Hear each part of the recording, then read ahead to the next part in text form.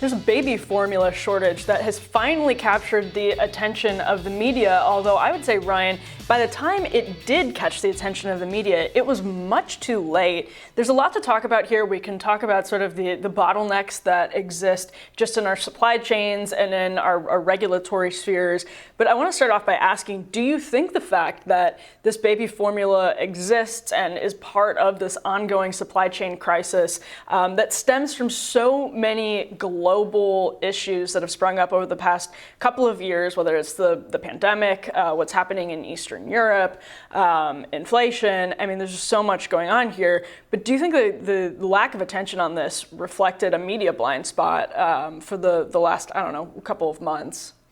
I mean, Ukraine has blotted out a lot of coverage, but reasonably so. Right, yeah. But it shouldn't have taken it to get to this level for it to be noticed. And it's the FDA, the White House, and the industry itself, are all collectively to blame here. But it also exposes just this kind of inability that the United States is developing to just produce things. Mm-hmm. But we can go backwards. So it starts with Abbott, right? Which makes one of the most popular baby formulas, which is the one we use with simulacrum or whatever it's called. It's a word that is just I never was able to get in my head. I was like, that's the one that's sim. That's the one we're going to get. Yes. There was a whistleblower that Abbott says was somebody they fired and is full of BS. But at the same time, the whistleblower said that there were these unsafe conditions going on in this Michigan plant. There were then 4 babies who got sick who'd been using the formula. 2 of them died.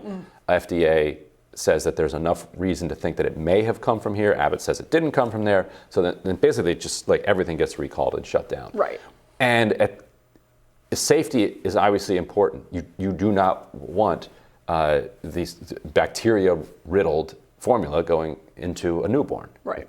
They could die. Right. 2 did die. We don't know if it was because of that, but it's possible. Right. But it also seems like all of these decisions were not made with the urgency that is required for infants. Yeah. No, I mean, that's the thing. It's on both ends. It seems to be on both ends. And I think it's a lack of appreciation for how fragile our supply chains are. And this example is so instructive because we learned how fragile our supply chains were in regards to like PPE and stuff really early in the pandemic.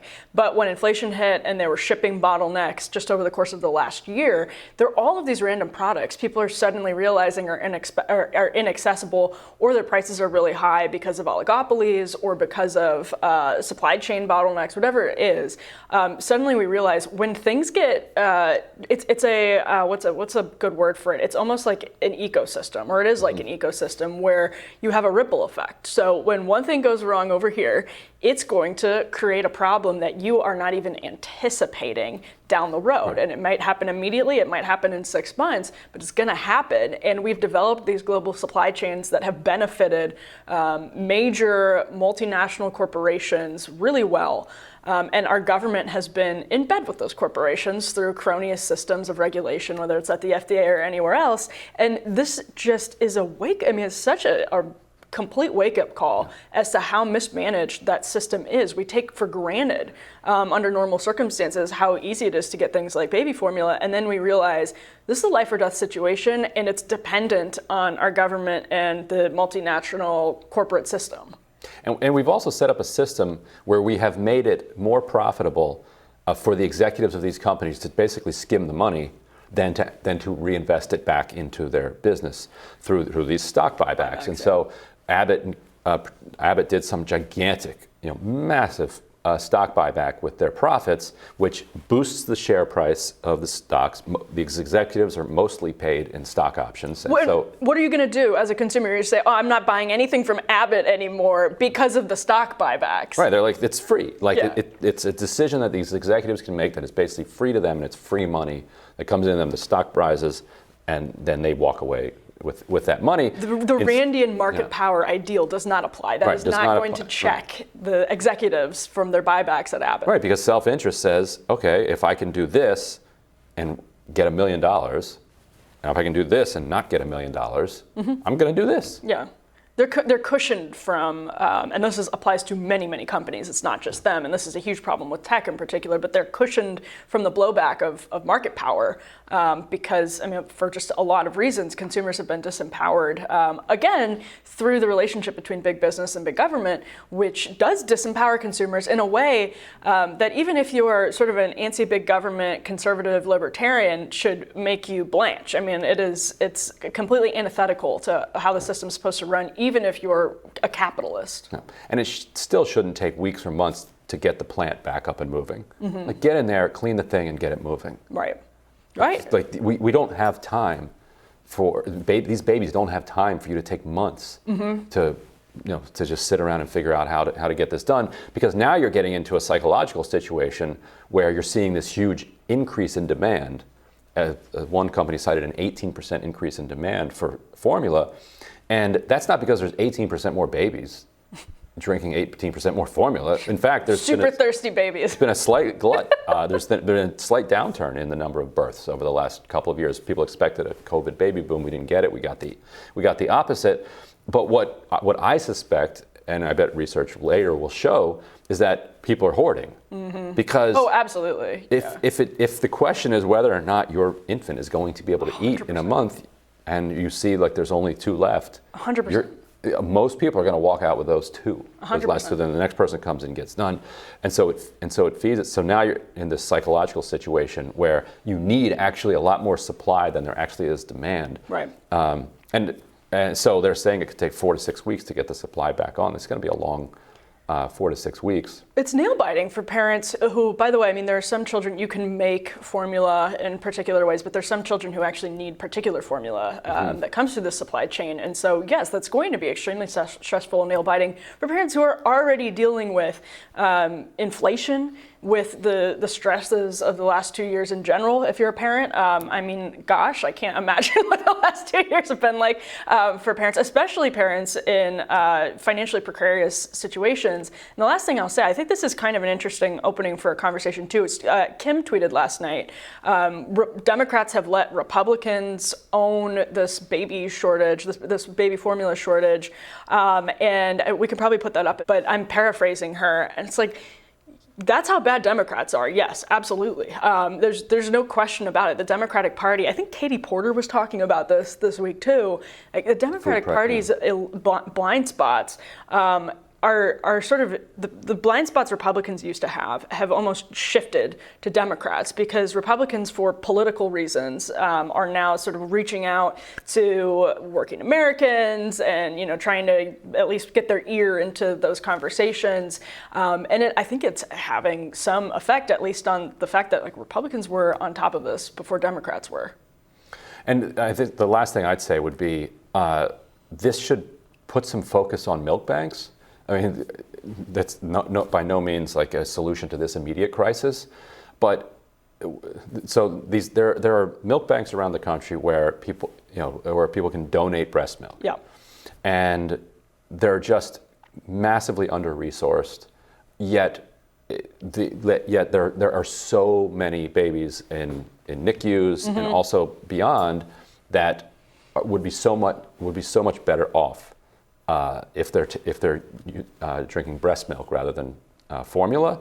And there are, I think, many people who would be donating, many more people that would be donating if it were easier to do. Right. My family did. We did it more than 10 years ago, and it was very difficult, like because of the way that they're so under-resourced. And if we've got $40 billion that we can just print up for Ukraine, it wouldn't take much to just say, look, this type of investment is going to return itself over, a millionfold. It's amazing how much we take for granted the security of the supply chains when they're working correctly. We totally take for granted how dependent we are on what is actually a very, very fragile ecosystem. And so that's another reason I think particularly those centers are underappreciated, because if you're one of the people who has, under normal circumstances, no problem buying what you want in bulk, it's never an issue. You can go to Costco and you can buy incredible incredible amounts anytime you want for a relatively low price.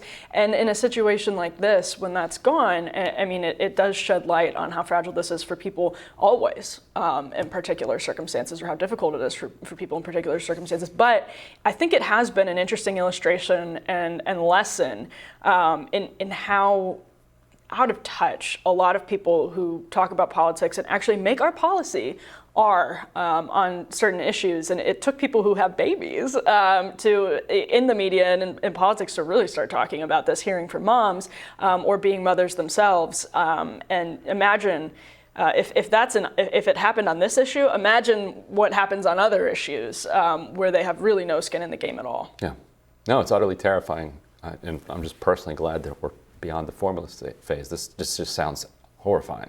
It completely sounds horrifying. Although hopefully, it's one of the situations that could have a silver lining, like the PPE situation early in COVID did, that we reshore supply chains and secure them. But that hasn't totally happened yet, so we'll see if it does. But yeah, I mean, if there is a silver lining to this, it's that it's a wake-up call. But that means it actually has to function as a wake-up call. Right, and maybe some consequences.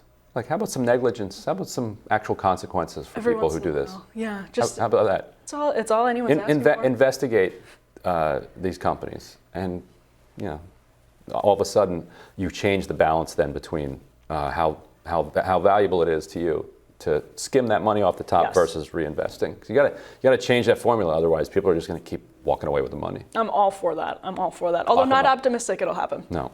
Not at all. Well, Ryan, I'm glad that you are feeling better. Yes. You had a rough few weeks. Feel good. But it's great to be back in studio with you. Good to be here. Nothing to it. He's wearing slippers under the desk. No, it was.